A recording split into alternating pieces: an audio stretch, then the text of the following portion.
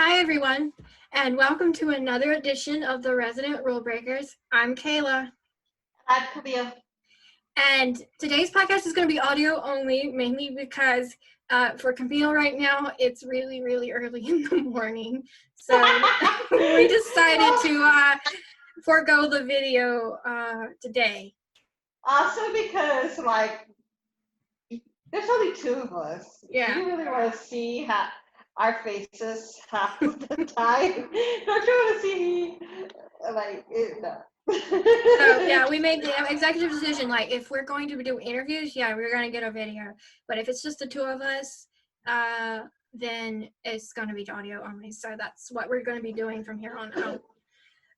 But today's podcast, we are going to be honoring the birthday of Manish Dayal, who plays our beloved Dr. Devon Pravesh. And his birthday is actually Wednesday, the 17th.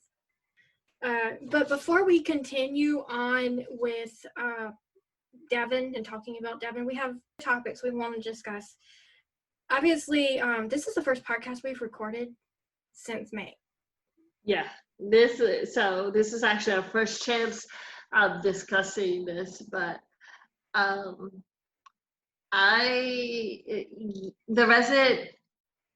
the resident and Fox have both put out statements that they support Black Lives Matter. Resident even took it a step further by saying that they will financially contribute to ACLU and the NAACP. But anyway, we also support Black Lives Matter. We want to say that we're against racism, racial bias, anything like that. It's just wrong. It makes me so mad. But for a while when we were watching everything unfold, Fox and the Resident were obviously silent for a while. A lot of the networks. A lot of them were. And I think, and we have to give kudos to... So let's not single out. No, we're not. A lot of them were. A lot of the networks were very silent. But yeah. I'd have to give kudos to Shawnette for spearheading, and she was very vocal, very, very vocal. And as we've been told, she's a beast. And she's been very vocal on social media about Black Lives Matter.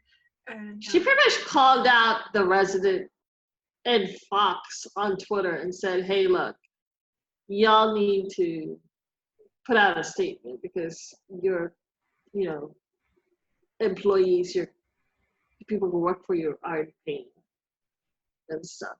So I do strongly believe that, the showrunners of the Resident saw that and said, okay, this is real. We can't be silent and stuff like that.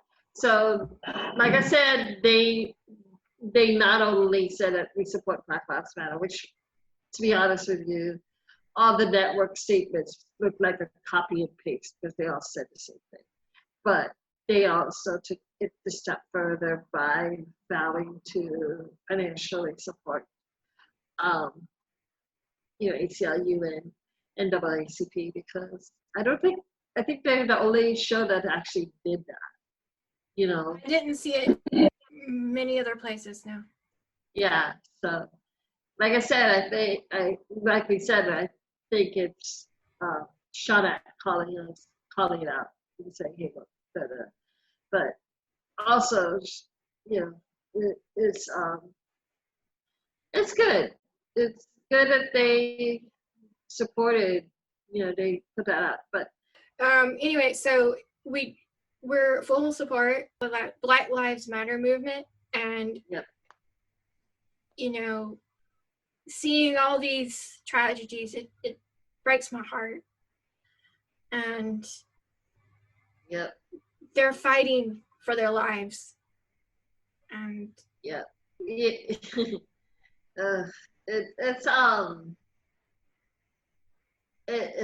sad. It's sad that in 2020 we still have to talk about this. Yeah, I mean, like I was watching, they have actually now like Black Lives Matter sections for Hulu and Netflix and stuff. And my dad, who's 100% Filipino or whatever, he's like, watching these. My family just came here. Like we came here. My dad came here in 1985. My brother, and I came here in '91. So we weren't really privy to civil rights movement. I don't remember discussing Martin Luther King you know, in the Philippines or anything like that. But then again, I was like 6 or 7 years old. I know about this because I was raised by a Black family. So I get the unique situation of knowing all about this because living in Baltimore, being raised by a Black family, etc. But my parents were not really that educated. They don't, the brushstrokes, obviously. They know the name Martin Luther King. They know about the marches and stuff like that. But they were not really that aware of Selma until they watched the movie. My dad just watched Hidden Figures yesterday. Oh, I love Hidden Figures. That movie is phenomenal. He was like, Camille, this is real. They were so integral to like the space program. I was like, yes, they were really that. Those 3 women were based on true stories, and that's the sad part about it was it only happened 60 years ago. You know what I mean? Mm-hmm. But people are always talking about, racism is in the past, slavery, nobody that we know of are slave owners or anything like that. It's not in the past. Not acknowledging people's pain, not acknowledging that there is a problem, a racist problem, is racism. You know what I mean? Because people are trying to educate you and you're just like shutting it off like, oh, it doesn't exist. I'm like, yeah, it does. And that's privilege in itself. It's like you're just, showing off your white privilege by saying that there's no such thing. But anyway. We just want to mention, like, also June is Pride Month. Yes. We are also fully in support of the LGBTQ community. Yeah. They're fighting for their rights too. Yeah. And more so now than ever. And Trump sadly has rolled back on a lot of transgender rights in the recent week, as far as being medically treated or whatever. And it's like, I read a story one time that was shared on Facebook in the 90s.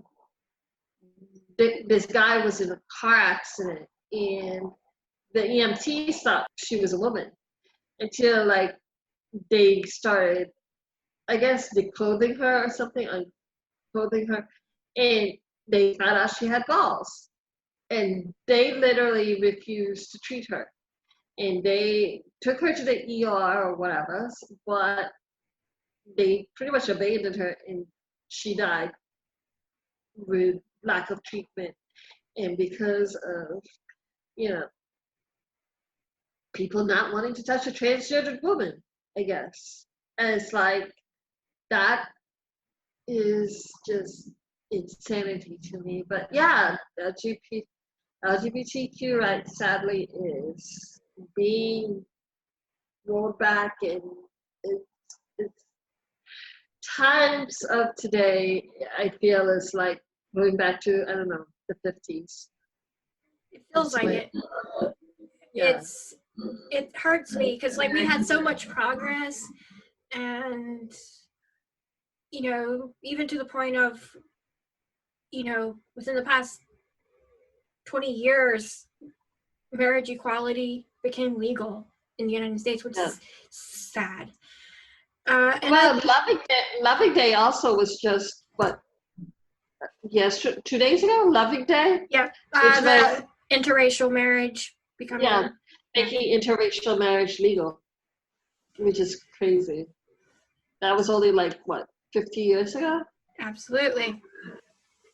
It's and then, you know, because I hear stories, because I grew up in the South where desegregation was forced. Yeah. And I have parents who are old enough to remember it. Yeah. And I hear their stories. Yeah. So believe me when I say that while I'm a white girl, my parents tell me these stories, and they hated how wrong it was then, and they hated how wrong it was now. Mm. So I was never taught to hate someone because we can't choose the color of our skin. None of us can. We can't choose our sexual preference. It's part of us. Yeah. So just love is love, and don't hate someone because of something you don't understand. Yeah. And educate yourself. Educate yourself. Yeah. The only way to fight ignorance is education, really. Yep. So it's like, that's the only way that you can fight that. Yeah. So that's kind of our soapbox for all of this crap that's been going on, because it's ridiculous. But this is our actual first time being able to be on the soapbox. Yeah. Absolutely. We do have one more before we delve into Devon. And it's the fact that not only has Hollywood announced these guidelines that they're going to have for filming during the pandemic before we get a vaccine or whatever, so is Georgia, the state of Georgia, where the Resident films. They have these guidelines, and a lot of it's kind of, it sounds insane. It really sounds odd and insane for a film crew. And it's going to be different. The social distancing stuff, the masks, the sanitizing, how they handle food, you know, lack of kissing, lack of fight scenes. I don't know how they're going to do it with the Resident, because they're so hands-on with the CPR, and we're supposed to get a wedding, and how are you going to have a wedding and not have a kiss? So I don't really know. Are they really going to have a no kissing guideline? Like, really? I don't understand it. It's something that we would have to, obviously, we would need something from, I want to see how they're going to handle it. It's going to be different. They're going to have to wear masks. They're going to be tested all the time. And that test is not pleasant, I can tell you. I haven't had it myself, but I have friends who have, and it goes right up into your... They stick like a foot-long swab. It goes right up into your nasal cavity. Your nose, okay. It's not pleasant. And... Thank God I haven't had that test. I haven't either, but I have my hairdresser. She doesn't have it. It came back negative. God. She said it hurt so bad, made her eyes cross. And she's a dear friend. She's a really close friend. Like, it's like they're like, they actually, the mummies. Do you know about how the mummies, like, mummified people and stuff like that? Yeah, it came out their nose. Yeah. Yeah, they suck their brains kind of thing out of their nose. So I imagine that's how mummification, I guess, feels like. So, but yeah, it's not a pleasant test. There are other ones, but like there's a blood test, I think. But like the nasal swab is not pleasant. So them getting tested and then they have like zones and stuff for the set, like the A's, like they were talking about Reddit, and I was like, there's one zone where the actors go mask free so they can film their scenes. And there's the crew where always wear masks, but they're social distance enough to where they can operate their equipment and stuff. And then there's elsewhere on set, like the food services and all that stuff, where there are masks, but they're sanitizing everything. The food is taken out of containers if it's to go, blah, blah, blah, blah, blah. It's a lot of stuff. So. It's a whole new day. Yeah. That it's changing. It's going to be changing. It'll be interesting to see how the resident handles, not only in the storylines, but how they film it. Well, someone did mention that it is a medical. It's a medical show. So they can get away with the masks on some stuff. They obviously have the show in a hospital during a pandemic. So obviously they can get away with it a little bit more, saying, oh, it's a pandemic. Boom, done. But there's some scenes where they just can't get away with the mask all the time. Yeah. So I don't know how they're going to handle it. And how they're going to do social distancing. And when no it comes crowds. to blocking and stuff. Yeah. It would make sense not to have the background actors. I don't understand it. Yeah. I would imagine that they're probably going to limit even the background actors at, hiring and stuff like that. How many people are on set that day and stuff. But I have said this before. I think that the season 4 is going to be a shortened season. Oh, I believe that too. It's going to airing from like January to like May or something. It's going to be probably going to be, it's probably going to be 12 episodes at max. 12 to 14. Yeah. So I don't know. But hopefully by the time that they actually film, because Amy said it, they're going to film like September or something, August or September, the guidelines are going to be a little bit more laxed. Yeah. I can't imagine being able to do all that on set with masks and stuff. I mean, how do you? And we were talking about it in the Facebook group. It was something like there was a movie that shot during the pandemic, just finished. They've quarantined the whole entire set. No one could leave. So it's just not feasible for certain productions. So in TV shows, they have actors that come in and come out, come in and come out. So it's just, this is not going to work. Before we get going on Devon and talking about Devon's highlights of the show over the last 3 seasons, just some background on Manish. Manish was born in Orangeburg, South Carolina, and he'll be 37 this year. But I thought it was really cool because I'm a South Carolinian native. So I thought it was really cool to hear that he was born in my home state. And he's had a pretty long career. He's been acting for a while. Previous roles, The 100-Foot Journey. Yeah. Viceroy's House. Yes. 15 Years Later, which is a short film, which was very powerful and very good. Yeah, it's actually sort of, how do I say it? It's sort of about now, which is, police brutality. But instead of about Black police brutality, police brutality against Blacks, it was mostly about police brutality directed towards a Muslim man because of 9/11 kind of thing. Yeah. He was also in Switched at Birth. He played season 1. The assistant chef. No, not season 1 of. I looked it on IMDb and it said it was a season 1 episode. Really? Oh well. Yeah. But yeah, he was on as a assistant chef. But I had to look it up on IMDb. So.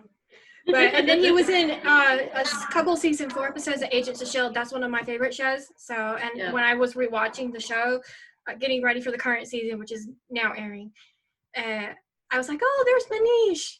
So yeah, but he plays the brother of a senator who doesn't like the Inhumans. So here we go. And then he has a movie coming out that hasn't, I don't know if it's because of the pandemic or whatever, but it hasn't been released yet, called Holiday. Yeah. So there's that one as well, but he has filmed it apparently. We're going to be obviously discussing Devon, the highlights of Devon through the three seasons of The Resident. The first episode is obviously we're going to be talking about the pilot. The pilot was very important for Devon because he starts his residency for one. He meets Conrad. We've obviously talked about the pilot before, and it gives some insight. Amy, the interview obviously gave us insight into why Conrad was such a jerk. Obviously, the pilot was originally meant to go to cable, which is why they only retooled parts of the pilot for network TV. So obviously, there's a reason why Conrad is such a sexist, racist jerk. It's because he was cable Conrad. Yeah. We can't give excuses for a character that had these issues. I mean, it's really wrong. He really, they kept, and he finally, Conrad turned into the TV Conrad we have today. But yeah, he meets Conrad, and so Devon. He's so green. Devon is so green, and of course you see him with Priya, and there's just so much stuff in the pilot that it's so different now. Well, we should first make note that Devon is loosely based on Roshan Sethi, who is the co-creator of The Resident, as well as the role was written for Manish. The role was written. Excuse me.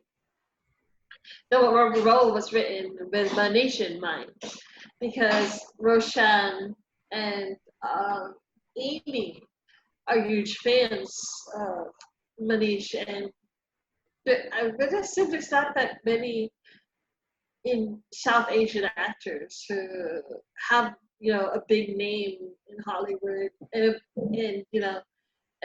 that age as well, But yeah. Devon was Manish was who was to play Devon from the beginning. There was no other actor in mind for that role at all. So it was always going to be Manish for Devon. So seeing how Devon Green was in the pilot to going to where he's come is a phenomenal journey, and that's why we're discussing it. It's the only thing we could think of to honor Manish's birthday.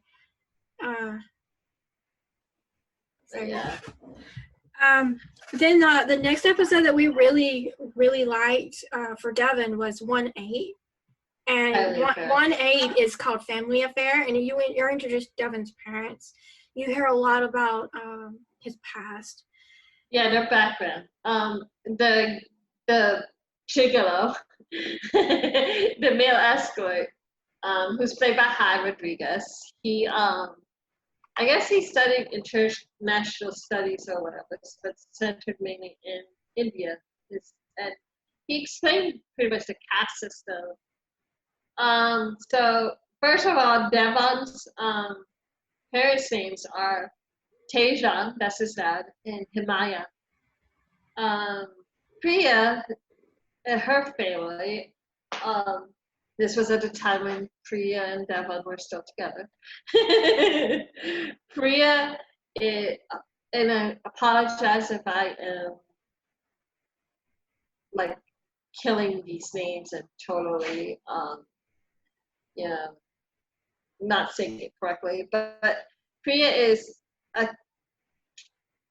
Kshatriya. Her family is Kshatriya, which is a higher caste. U.S. terms, it would be like the white collar people. You know what I mean? And Devon's family is Vaishya, which is lower caste than Priya's family. Or in U.S. terms, it would probably be like blue collar, lower middle class, whereas Priya's is like upper middle class kind of thing. So anyway, but yeah, and his dad is also a cab driver. He owns the cab that he drives and stuff like that. I don't remember if they ever mentioned where his family lives. I do notice Yeah, that. Devon said he's from the Bronx, So New York. so New York. So his dad is a New York taxi driver. But yeah, so yeah, his family, the story on Devon's family and family affairs, mostly that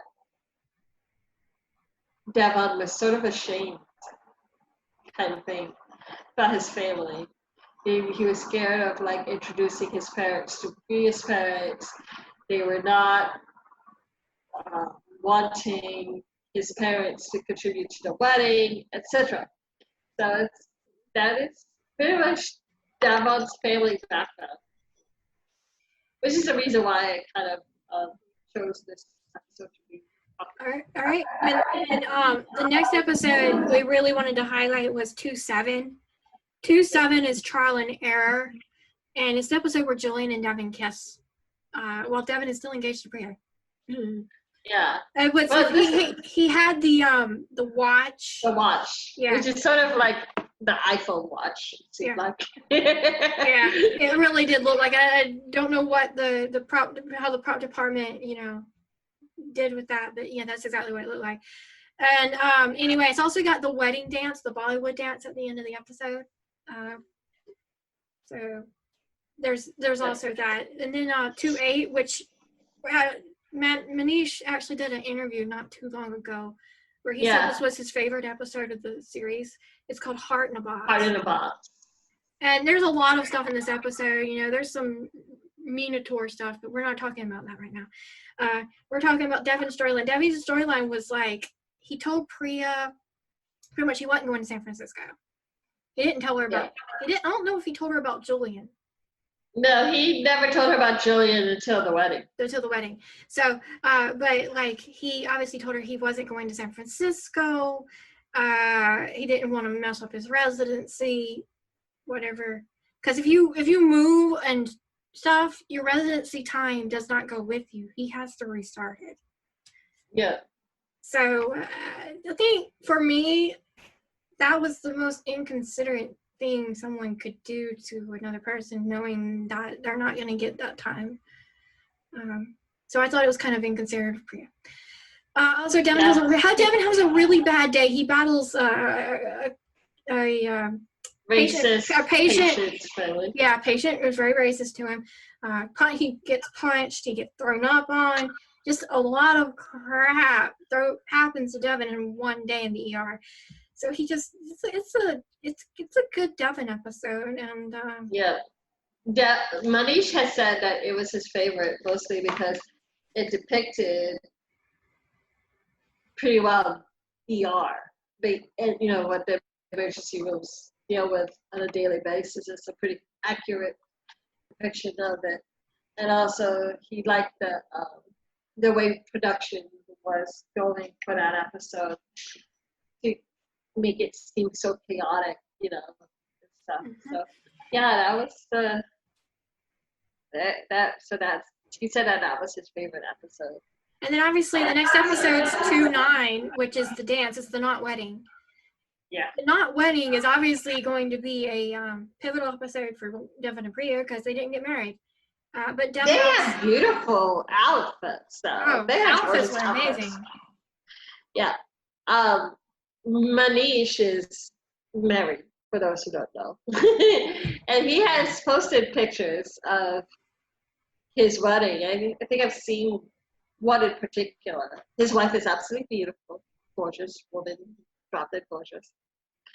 But they had also a traditional Indian wedding. Looked like his wife was wearing the sari and his mom was too. But yeah, they're beautiful outfits.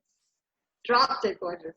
I mean, Priya's wedding outfit was gorgeous. We only saw it for that one scene where he broke up with her, but I found out from one of the costume designers that dress is heavy. This is all like bejeweled and stuff. It's really heavy. It was really heavy for her to wear, so that's probably why it was only worn in that one scene.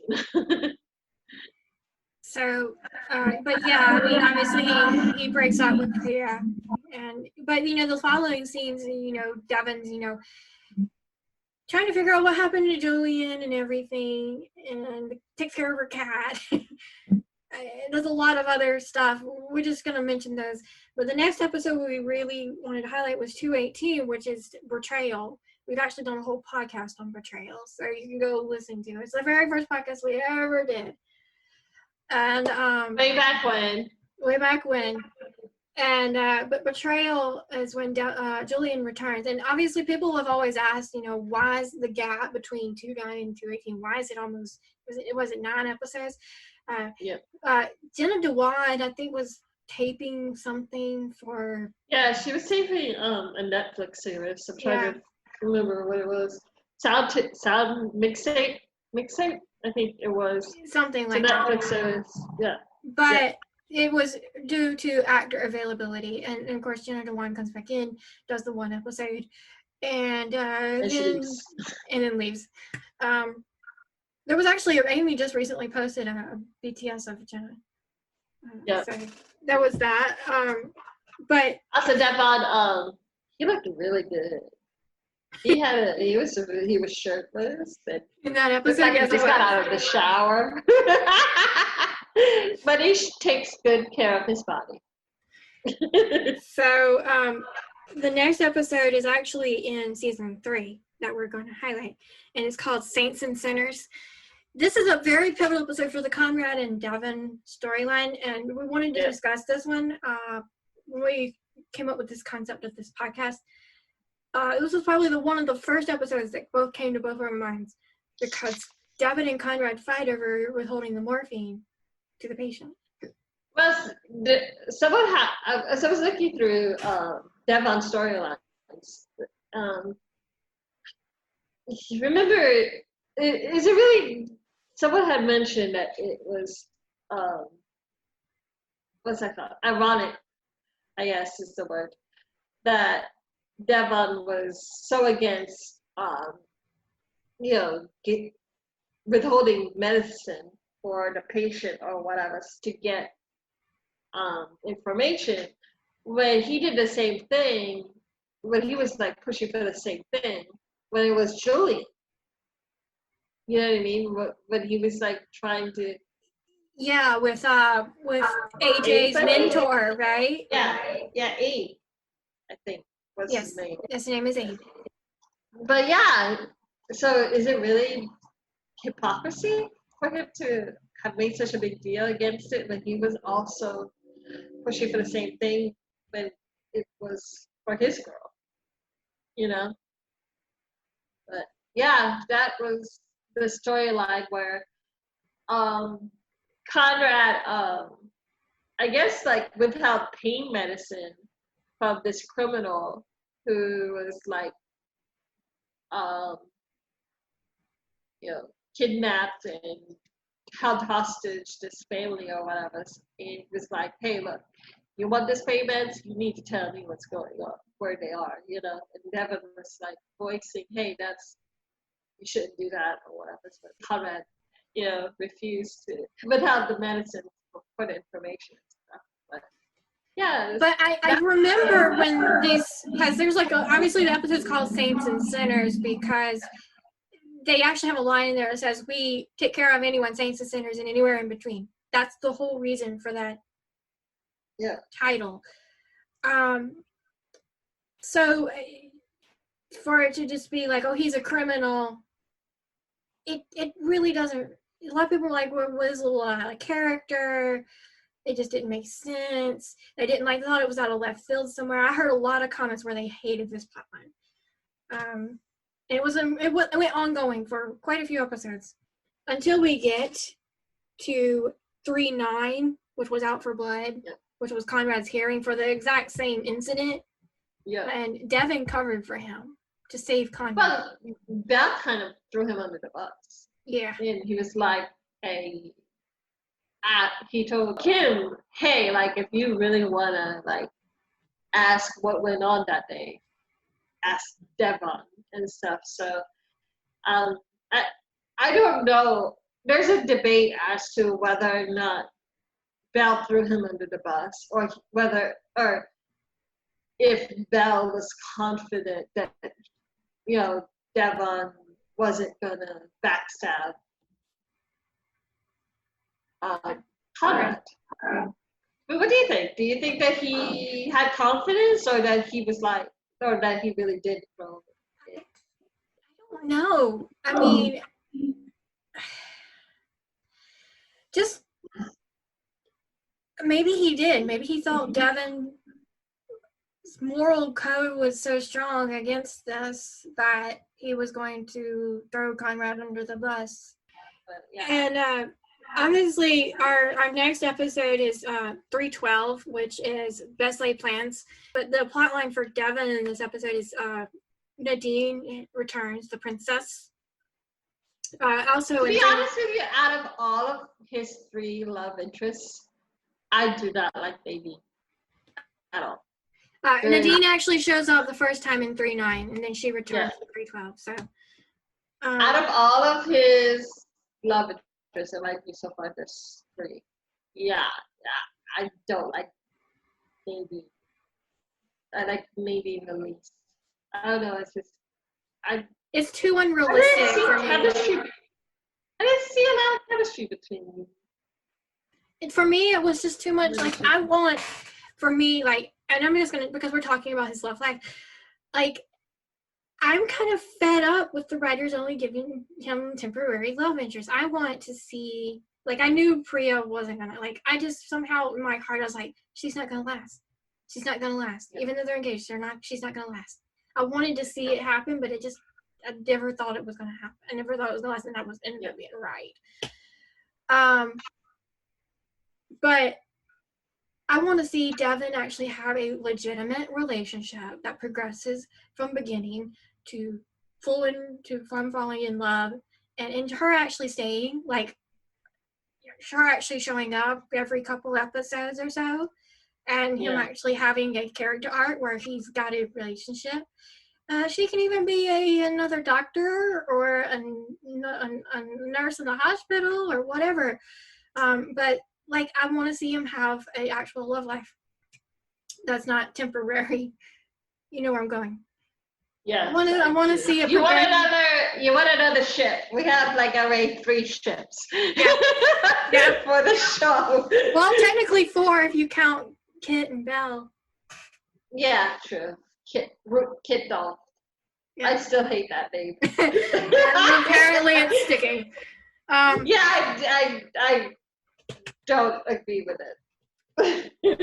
Anyway, so yeah, that's my biggest hope for Devon going further into the next season and into the further next seasons, because I do believe that the Resident's going to last for a while.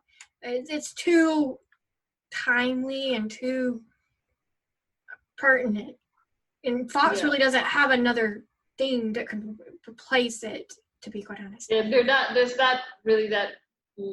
There's not another medical show for Fox. Not for Fox, no. No. And Gray's Anatomy is about to end. I have a feeling it's going to end soon. Probably season 17. And so there's a big, with Gray's Anatomy ending soon, which I predict. I would think that there's a big hole in medical shows. Resident fills a lot of that hole. Like Amy said in our podcast, one thing that separates this show from any other medical shows is that there's a villain. It's a thriller arc. Next episode that we wanted to highlight was Reverse Cinderella, which we obviously had a whole podcast for not too long ago.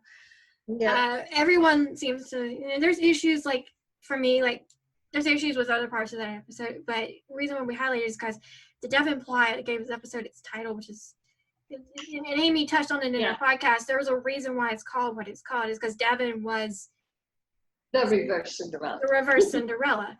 He was the Cinderella instead of like the female being he was the male Cinderella. So yeah, reverse Cinderella was Devon. But And personally, this episode, obviously the ball,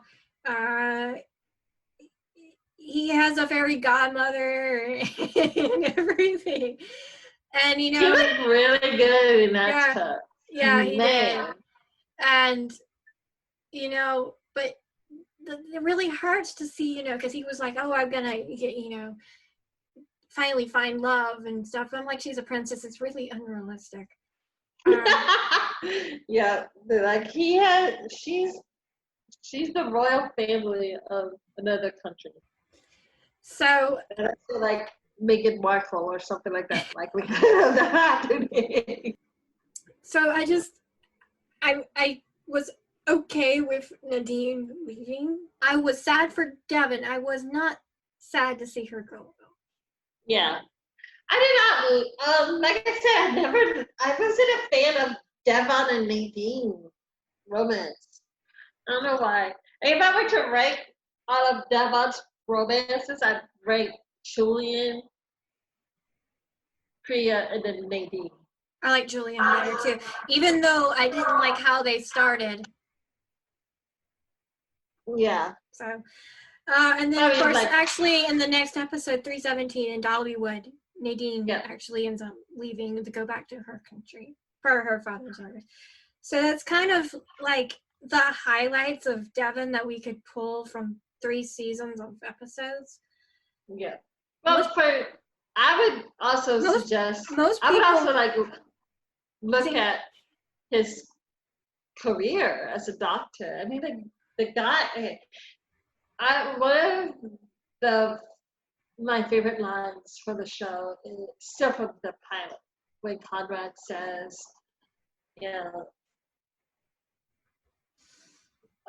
this is the best job in the world. Yeah, but no, it's not what's the line? But if everyone were doctors, it wouldn't. There was something like, if it was easy, everyone would be one. Yeah. Yeah. And then there was another line where Devon tells off Conrad, like, I'm not your ghost or whatever, or your shadow. Like, Devon's not afraid to tell Conrad off. Yeah. But it's not just that, but for me, when Devon got his first interns, do you remember when he got his first interns? I guess there was this one doctor who did something wrong. I don't recall exactly what he did wrong. And Devon pretty much copied what Conrad told him on his first day of internship, which is just, crazy that was going on, that he was, talking to Conrad, that he kind of took the mantle of,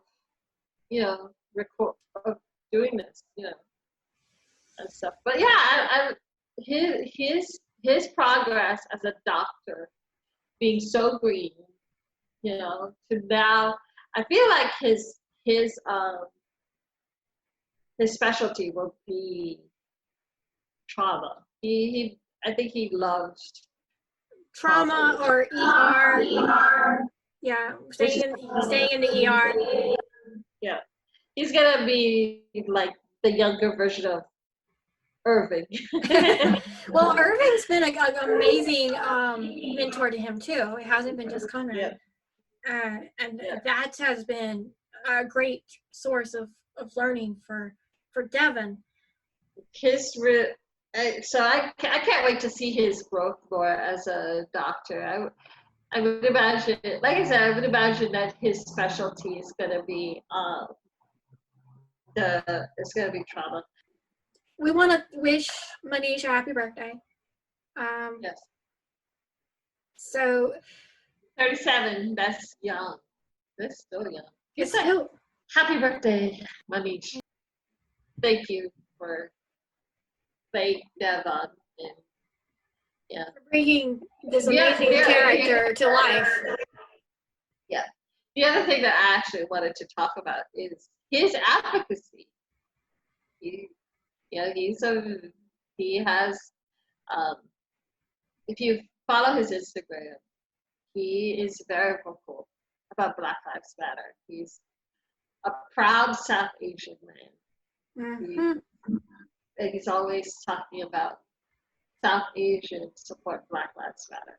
Yeah, and he is always posting about the protests. I haven't seen him actually be in the protests, but he's always posting photos of the protests and links as well to support Black Lives Matter. And he's always posting the phone numbers to call, kind of thing, if you're dealing with being incarcerated for protesting or whatever. But yeah, he is a huge advocate for Black Lives Matter. He is very vocal about it. Like we said earlier in the podcast, one of his roles was 15 Years Later, which is a short film. It dealt with 9/11, and then the racial prejudice against people pretty much that look like him, South Asian or whatever, because people thought that blamed like anyone brown skin, whatever, that looked Muslim, I guess, Middle Eastern, even though he didn't look Middle Eastern, for 9/11. And so, yeah, this is just, his role was just another role of police brutality, but not for Black. But yeah, this is crazy. He's a really good advocate. He has taken on this advocate role, and he knows he has a stage, and he has his fans, and he has a platform that he can use. And he uses that for good. And he uses it for good. Well, that's really all we have for today. We do want to note that next week we will be doing an interview with Radek Lord, who plays Grayson, Dr. Bell's assistant. And Radek has some amazing tidbits about Bruce Greenwood and working with him and Bell and Grayson. And it's an amazing interview. Very... If you're a fan of Dr. Bell, you cannot miss next week's episode. No, you can't. I mean, Radek is just a joy to talk to. You will enjoy this interview. It's very light. Comedic. It's very comedic, and we really enjoyed having him on the podcast. And we're gonna keep him to his word about coming back. Yeah. So that's next week's episode, and in 2 weeks, it'll be Jessica. Jessica Meisel, and that one is also fun. There's a few lighthearted moments, but we also discuss, being a role model for figured women, and self-confidence issues and stuff like that, because it's such a... So those are the next 2 weeks of episode of podcast. We have interviews that we've already recorded, already edited. They're just really waiting for release at this point. Yeah. But before we go, we have our typical spiel about certain things. First off, the Patreon account. Obviously, we're growing.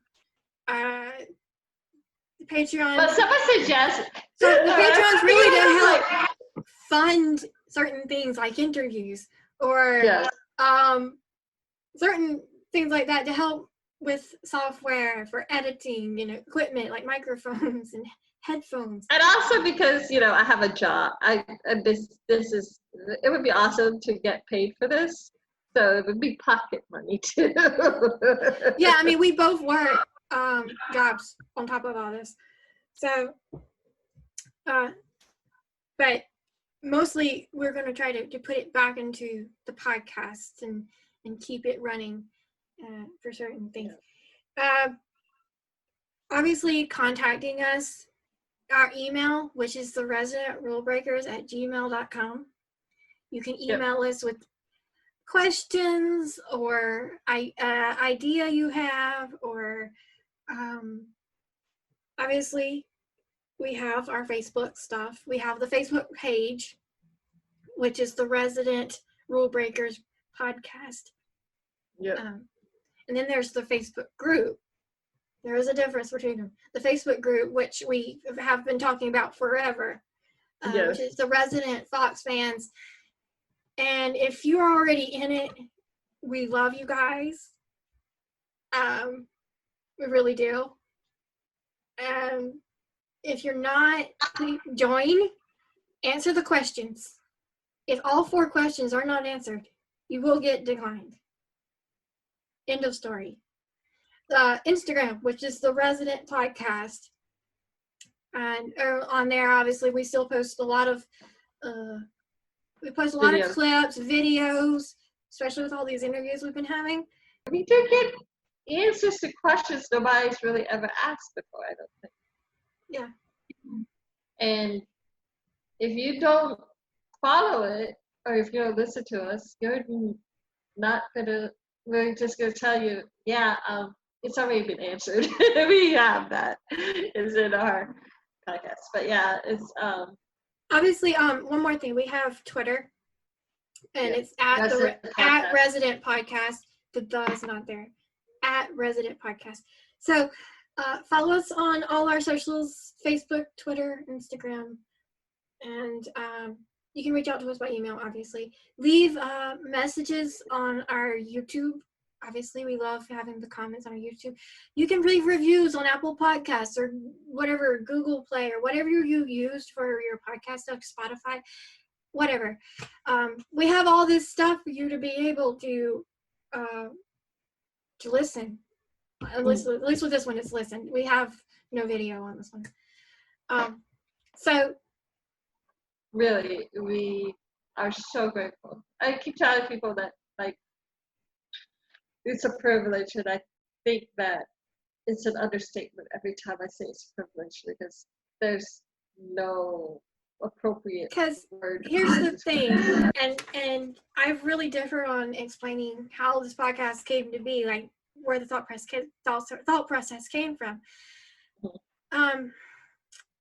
About a year and a half ago, I had a full hysterectomy, and during recovery process, I couldn't write my reviews that I was writing for another fan site.